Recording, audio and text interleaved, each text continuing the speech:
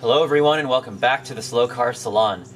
Rather unfortunately, I got into a little bit of a fender bender here over my Thanksgiving holiday travels, but thankfully I already got the parts to fix it and I'm going to go ahead and fix it. So come along and let's get started. So the first order of business here, of course, was to inspect the damage. Now, most of it seemed to be pretty cosmetic, and I ended up just transferring a bunch of paint to the other car that I accidentally gave a little love tap. But the bumper structure seemed to get a little bent on the outside. The foam on the inside got messed up. One of my turn signal lamps got busted. And if I can open the hood here. All right, just a little tricky because of how the bumper got kind of pushed in there, but I think the radiator support is still in really good shape. It's just that this metal trim that kind of goes behind the bumper here got all kind of bent and messed up, and yeah, there's that foam I was talking about. So, and fortunately, or rather, fortunately, I was able to still bring the headlights up and have headlights and make the drive home. I think their position got a little bit bent and messed up because you have some gaps near the plastic trim there. Maybe it's just a matter of bending the metal cover a little bit. But other than that, I do thankfully have the parts all ready to fix it. A whole new bumper, the plastic crash bar, the foam, that metal trim piece that goes along the back of the bumper, and a whole hood because the hood also got quite messed up because these are pretty soft aluminum hoods and it just kind of curled up pretty immediately. So sucks, but like I said, I'm thankful that I already have parts to fix it. So I think the first step now is to jack the car up and remove all of the old panels.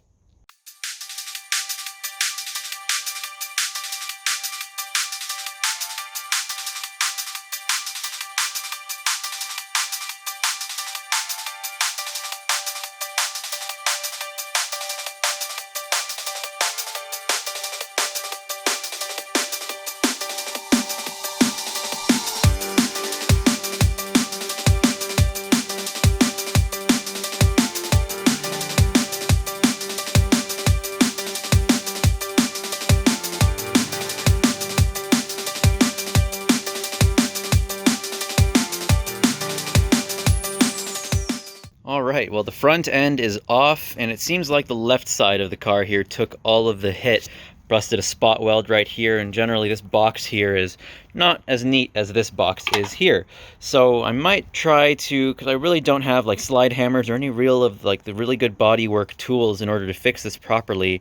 So I may end up doing is just removing the headlamp assembly here and trying to hammer it from the inside to try to get it mostly back into shape, and then clean it up, sand it, paint it with something so at least it won't rust from all the paint here that's flaked off.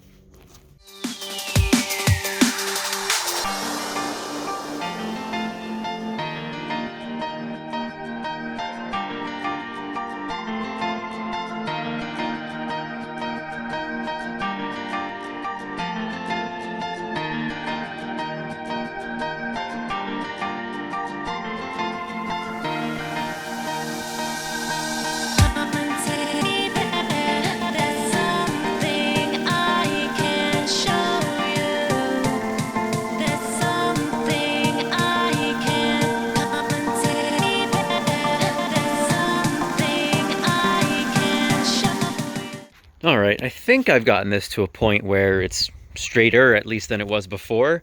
I wish I had a slide hammer to really pull these out, but I don't really have that selection of tools available to me in the time span that I have to fix this before the work week starts again. But I think it's a lot better than it was, and I was able to pull out a lot of these major creases, including this one right here.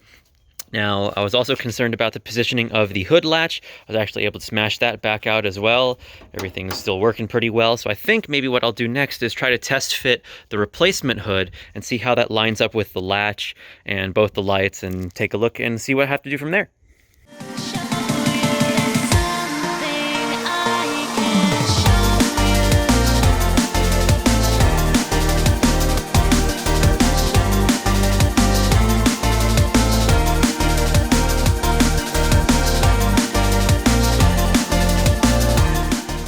All right, well, I'm at the point where the hood can latch and I can raise it and lower it properly. Of course, I still need to align it in terms of left and right positioning. But I think as a result of having to bash the hood release, what's occurred is that the bracket now has moved kind of in this direction rather than where it's supposed to be kind of in this direction. So it still kind of hits along the body of the hinge as it goes into the hood latch area, as you'll see here. Let's see if I can get a good angle. But yeah, the hood latch is still supposed to be significantly further forward and angled back, because as you can see, it's angled much further forward and not making good kind of like 90-degree contact there, despite the washers that I put behind the hood latch bolts to try to space things out a little bit more. I really wish I had a slide hammer in order to really pull out the radiator support some more, but I think this is going to be as good as I can get it for right now with what I've got. So I think with that, I'll start reassembly of the light, position the hood a little bit, and then start taking a look at the front.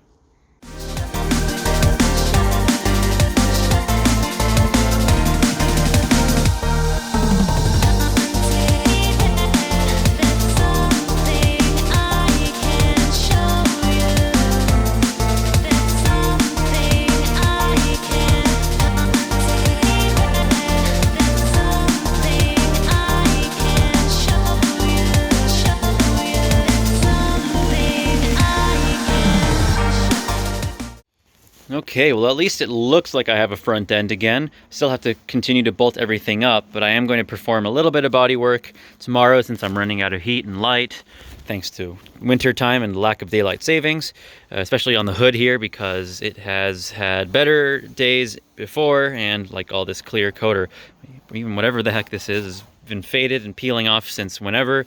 Looks like the front bumper already has some primer on it, but I figure I'll just give it a fresh coat. I like the fact that I get the torch emblem though. However, with everything fitted up like this, I can just see how far off everything is. It's honestly, I'm not even sure I'll be able to bolt in the front bumper properly until I can get it professionally straightened out. But this will at least get me roadworthy, which for now is what I care about. I'll have to fish out some of my old turn signals from storage, or at least try to figure out how I can make this work somehow, because yeah, one of my turn signals is beyond repair and the other one I can still probably use. It seems to be still in really good shape, so that's really nice. But the other one, yeah, even the housing is completely broken, which sucks because these are UNOS Roadster turn signal lamps. You get the extra bulb in point position here for the running light, and then this big one is for your turn signals only. So I'm gonna have to figure out what I'm going to do about that. So I thought perhaps I could at least just swap over the lens, but since the housing is broken, that kind of leaves me out of options.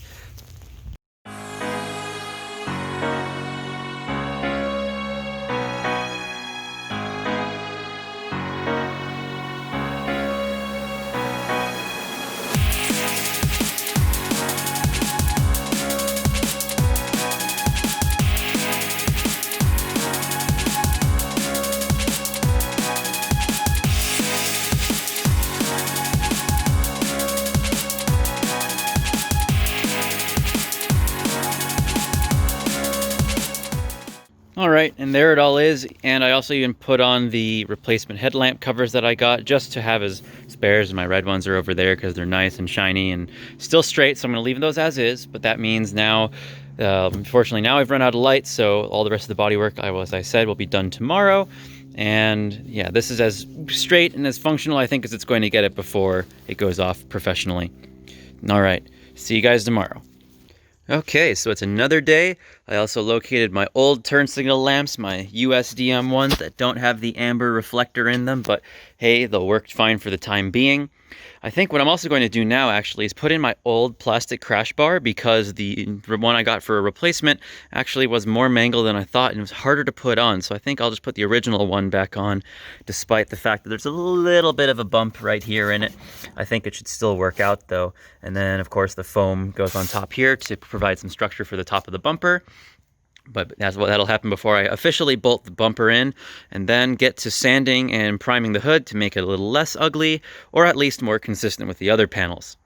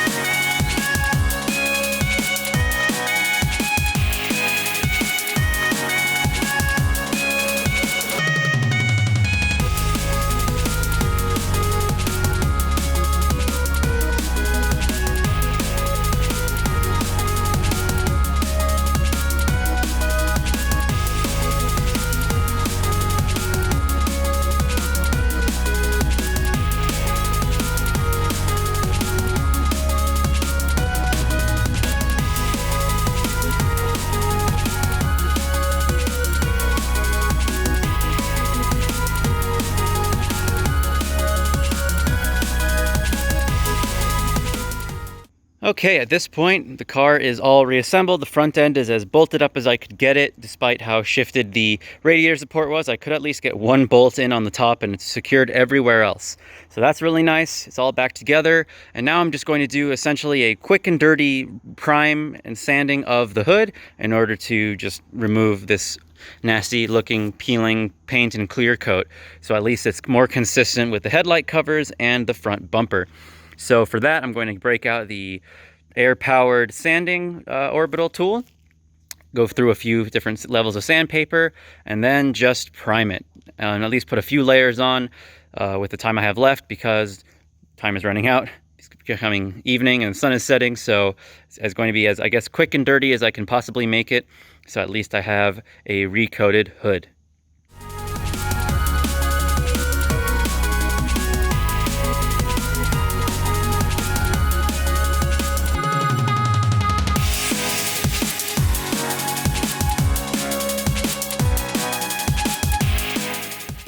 Okay, so I've just gone over the whole hood with 120 grit and the orbital sander, knocked down quite a lot of the texture and bad clear coat that was on top of this before, exposed some bare sheet metal in some places, but for those areas I'm going to use some self-etching primer, and then the rest with regular gray primer, and then of course covering the areas with the self-etch with the regular primer, because then they'll show up green and I don't want them to have green splotches. That would look really silly.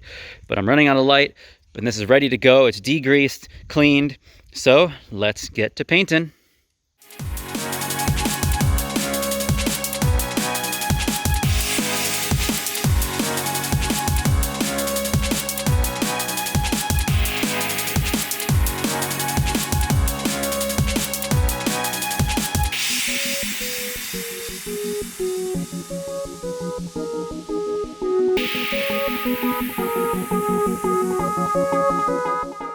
Well, there we go. The results of my quick and dirty prime job are not amazing, but at least the car looks like it's mostly consistent.